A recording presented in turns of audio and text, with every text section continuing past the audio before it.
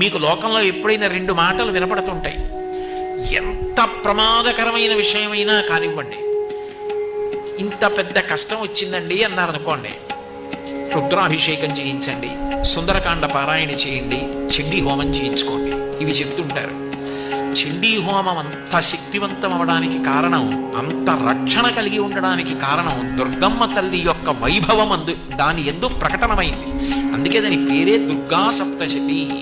దుర్గా పేరు కాదు, దుర్గా అంటే ఏ శక్తుల యొక్క కూడిక కలిగితే దుర్గ అయిందో చెప్తుంది. దుర్గా అన్న మాటలో దకారము, ఉకారము, రకారము, గకారము, అకారము కలిస్తే దుర్గా.